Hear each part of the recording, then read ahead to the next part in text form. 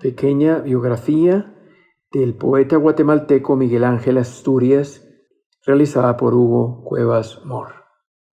Miguel Ángel Asturias fue un escritor y poeta nacido el 19 de octubre de 1899 en Ciudad de Guatemala y fallecido el 9 de junio de 1974 en Madrid.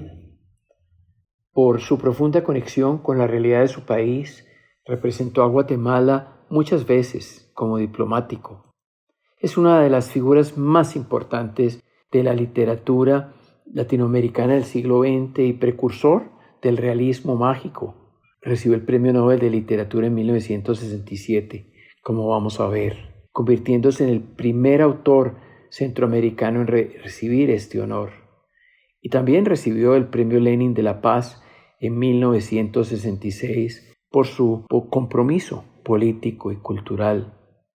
Las fricciones entre la familia del poeta y los cambiantes y polarizados gobiernos de Guatemala, y de todo nuestro continente americano, se inician cuando su padre, como juez, desestima los cargos contra estudiantes y el dictador de turno no le gusta la sentencia y termina destituyéndolo. La separación entre justicia y política, por la que tanto se lucha en gobiernos democráticos, es a veces una ilusión. La familia se va al campo a vivir en la granja de sus abuelos y el poeta entra en un cercano contacto con los indígenas de su país.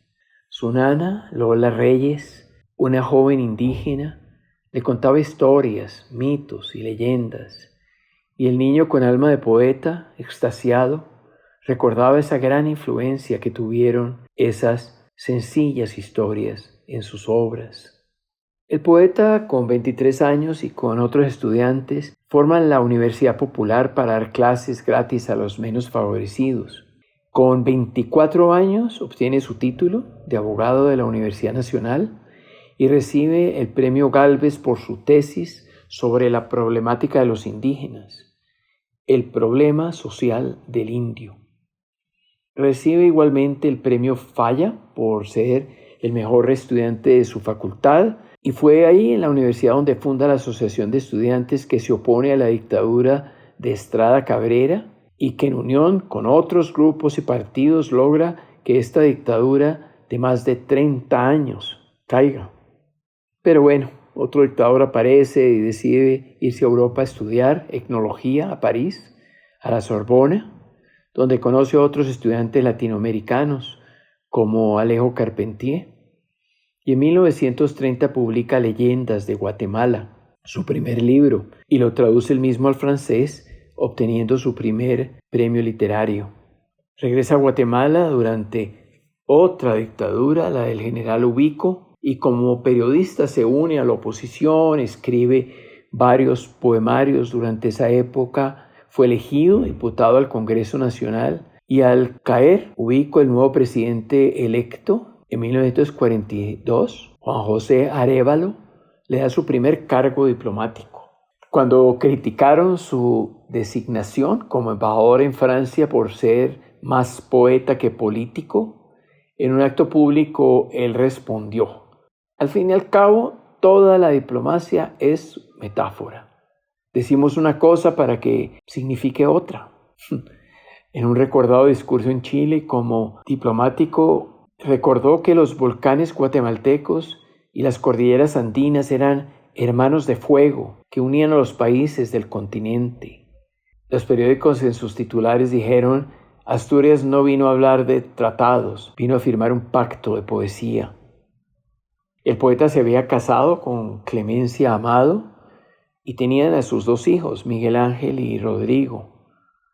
La pareja se divorció en 1947.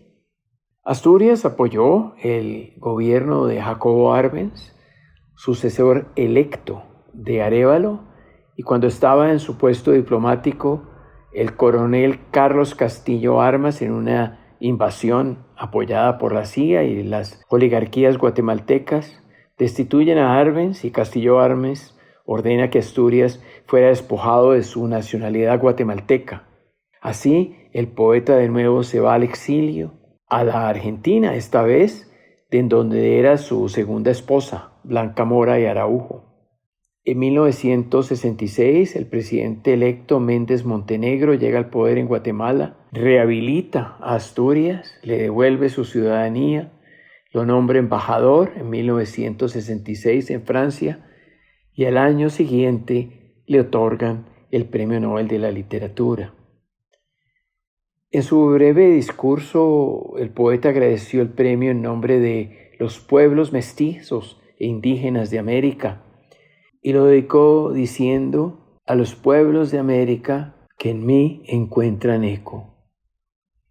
El poeta murió de cáncer en Madrid en 1974 y fue enterrado en París en el cementerio de Père Lachaise.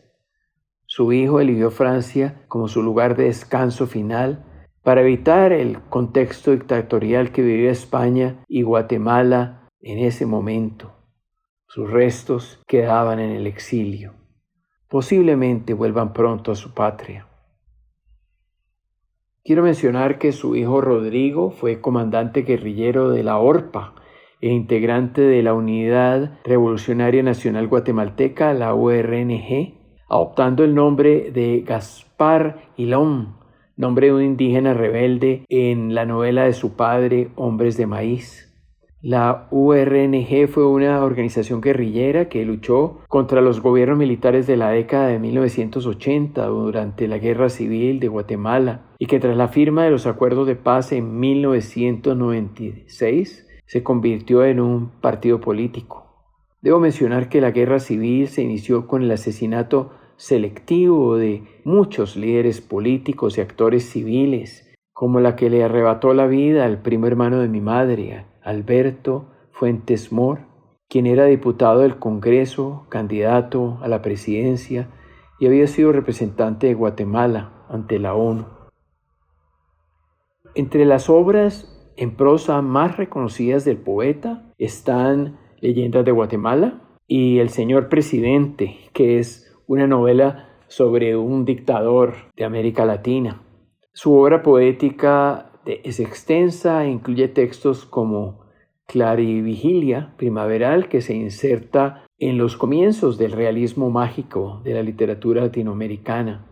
Para un naipe poético de poéticos.shop escogí este poema también, Sí pero no magia. Asturias es recordado como un autor que supo dar voz a las culturas indígenas y denunciar las injusticias sociales desde una perspectiva literaria profundamente original.